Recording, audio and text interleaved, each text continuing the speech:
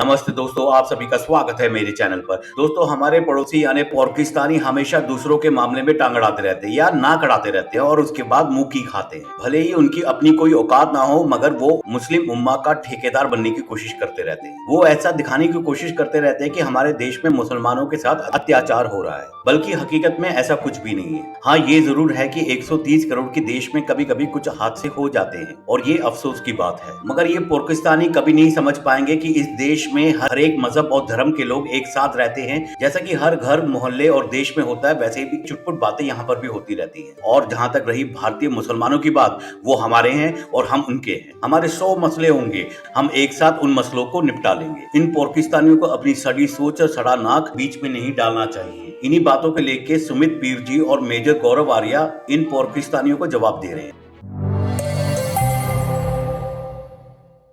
एक तरफ तो India is a part of that new rules of the game, लेकिन दूसरी तरफ वॉशिंगटन पोस्ट और जो बड़े बड़े इंटरनेशनल अखबारें हैं, वो जो अदारिये लिखते हैं, वो ये कह रहे हैं कि इंडियन मुस्लिम्स के ऊपर जो है वो वायलेंस बढ़ रहा है। सीमा साहब, आपको याद होगा जब प्रेसिडेंट डोनाल्ड ट्रंप यहाँ आए थे तो उनसे पूछा गया भाई कुछ मुसलमानों का विषय उठा। उन्होंने कहा 200 मिलियन से ज्यादा मुसलमान हैं और आबादी बढ़ रही है। I don't think there is nothing to discuss. ये फॉर्मर प्रेसिडेंट है। अब रही आबादी आप साहब की, उनको हमने अमेरिका की सरजमीन पे बोल दिया भाई साहब kindly mind your own business, you have nothing to do with Indian business और human rights and all, we also are watching your human rights. तब से वो शांत हो गए। 5 अगस्त 2019 के बाद से जो एक हमने देखा था कि इंटरनेशनल मीडिया में नैरेटिव इंडिया के बारे में थोड़ा सा शिफ्ट हुआ है। ऑलमोस्ट 5-6 डेकेड्स जो है इंडिया का नैरेटिव ऑलमोस्ट फिक्स था, 2 लेवल के ऊपर था। एक बड़ा रोमांटिक जो हिस्टोरिकल इंडिया और हिस्ट्री और कल्चर, एक वो था, और दूसरा जो था वो एज स्टेबल, एज सेक्युलर। तो ये दो मेन पिलर्स थे इंडियन इमेज के इंटरनेशनली। थोड़े से हिल गए थे समवेयर बिटवीन 2016 एंड 2019 जब ये नरेंद्र मोदी साहब की हुकूमत आई, और उसके बाद जो है फिर वो कुछ ये लिंचिंग्स हुई और माइनॉरिटीज, क्रिश्चियंस, मुस्लिम्स, दलित्स, कुछ इस तरह के इशू हुए। एक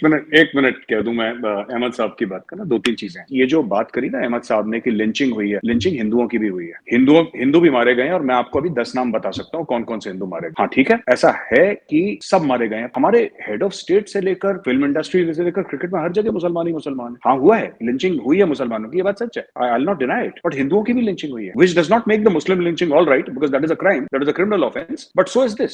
सुन ले, मैं अब आपको मैंने पकड़ लिया, समझ ली, आज नहीं मैंने छोड़ना आप। मैं आपको अभी की स्टेटमेंट दे रहा हूँ। US national security adviser Jack Sullivan जो हैं, उन्होंने कहा जनाब कि हम भारत के साथ freedom of speech, human rights जो हैं वो डिस्कस कर रहे हैं। बिल्कुल बिल्कुल चीमा साहब, बहुत अच्छा। आपने 2 वर्ड यूज किए, 3 वर्ड इसमें इंपॉर्टेंट है। एक जैक सुलिवन साहब जो एनएसए हैं, एक फ्रीडम ऑफ स्पीच, और तीसरा वर्ड क्या था? Human rights. Human right. देखिए जैक सुलिवन साहब NSA, point taken, no problem. Freedom of speech और ह्यूमन राइट्स में मुसलमान वर्ड आपको कहीं दिखा? मुझे तो नहीं दिखा। अगर आपको मुसलमान दिख रहा हो तो मैं उस पर बोल दूं, चलिए। और जहां तक ह्यूमन राइट्स की बात है, हमने उनको कह चुके हम तुम्हारा ह्यूमन राइट देख रहे, तुम हमारा देखो हम तुम्हारा देखते, दिक्कत क्या है? बस मैं आपको बता दूं, लिंचिंग का जिक्र मेरा कोई पॉइंट स्कोरिंग के पॉइंट से नहीं था। हमारे यहाँ भी बड़ी लिंचिंग हुई है, अभी आपने देखा था जो सियालकोट में हुआ है। बिल्कुल मुझे मालूम है कि हिंदू लिंच हुए हैं। हमारे यहाँ एक श्रीलंकन लिंच हुआ है, पाकिस्तानियों ने किया, मुसलमानों ने किया। I was just referring to के हमारी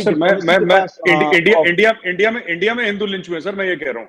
बिल्कुल हुए हिंदू लिंच हुए। यस, मैंने फॉलो किया है वो, आई फॉलो दैट। जी, in a country that is 85% Hindu. Freedom of expression की बात करें, फ्रीडम ऑफ एक्सप्रेशन के लिए ट्विटर खरीदा ना इलॉन मस्क ने 44 बिलियन पे। हम वहां जाके सब फ्रीडम ऑफ एक्सप्रेशन पूरा देंगे, आप भी देंगे, मैं भी दूंगा, सब देंगे। इसमें वर्ड मुसलमान कहीं यूज हुआ हो तो बताइए। जेनोसाइड बहुत बड़ी चीज होती है चीमा साहब, मुझे बताइए। ये एक मुसलमान जर्नलिस्ट जिसकी आप बात करते हैं, कोई बात नहीं, उनका ओपिनियन हो सकता है, हमारी है, हमारे में से एक है। एक बात बताइए, 1000, 2000, 10,000 मुसलमान जर्नलिस्ट होंगे कम से कम। ये जो 9,999 जो मुसलमान जर्नलिस्ट है, इनको नहीं दिखता ये मुसलमान नहीं क्या, इनको सांप सूंघ गया क्या, या इनको हमने खरीद लिया क्या हो? मतलब ये एक पर्टिकुलर जर्नलिस्ट को ही सारी कमियां दिखाई देती है। बाकी जो 9,999 मुसलमान जर्नलिस्ट है आपके कह, वो भी भारतीय है, उन्हें कोई चीज नहीं दिखाई देती चीमा साहब। बस इन मोहतरमा को ही सारी चीज दिखाई देती है। दिक्कत यहाँ है, जो बाकी जर्नलिस्ट है वो ऐसी बात क्यों नहीं करे? मैं कह रहा हूँ ऐसे मुझे मुझे अब 10,000 नहीं, मुझे 1000 ऐसे आर्टिकल दिखा दो, ऐसे बयान दिखा, 1000 नहीं 100 दिखा दो। चीमा साहब 11 दिखा दो, 11 दिखा नहीं पाओगे भाई जब हकीकत नहीं, जब आप प्रोपेगेंडा चलाते हो।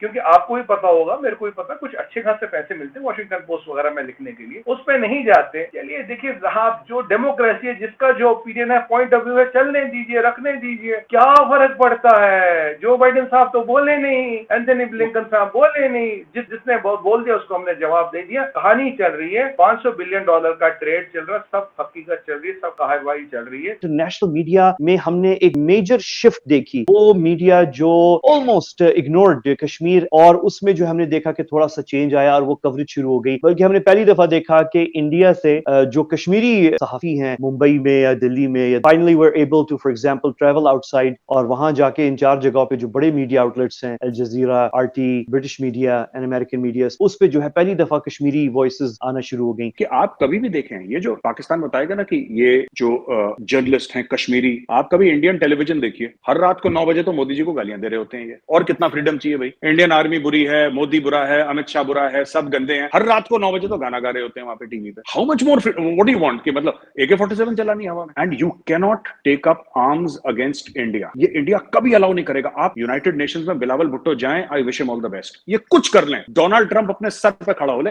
इंडिया नहीं मानेगा। इंडिया जब भूखा था, इंडिया के फॉरेन रिजर्व 0 थे, इंडिया के पास पैसे नहीं थे, यहाँ पे भुखमरी से लोग मर रहे थे, हमारे 68 टन जो सोना था वो गिरवी था, तब इंडिया ने नहीं मानी किसी की बात। इंडिया नहीं मानेगा। बाइडेन कुछ कर ले, बाइडेन दिल्ली में आके रिक्वेस्ट कर ले, कुछ नहीं होने वाला है इसका। अगर किसी को भी ऐसा लगता है कि साहब आप कहीं पे जाके कुछ बोलेंगे और इंडिया के ऊपर प्रेशर आएगा, इंडिया के ऊपर क्या प्रेशर आना है। इंडिया, हम लोग कम खा लेंगे ना, हमें दस्तरखान लगाने की आदत नहीं है। अब मुझे बताइए, यहाँ जो वोटिंग होती है, जितनी अमेरिका की पॉपुलेशन है उससे 3 गुना आदमी यहाँ वोट देता है। हिंदू, मुसलमान, सिख, ईसाई का एक वोट है, सारे राइट्स एक। जो ग्राउंड में वोटिंग हो रही है, जो ग्राउंड में सशक्तिकरण हो रहा है, जो ग्राउंड में रिप्रेजेंटेशन आ रही है, ये तो ओपन है, ये तो ट्रांसपेरेंट है। वोट तो हर एक का एक है।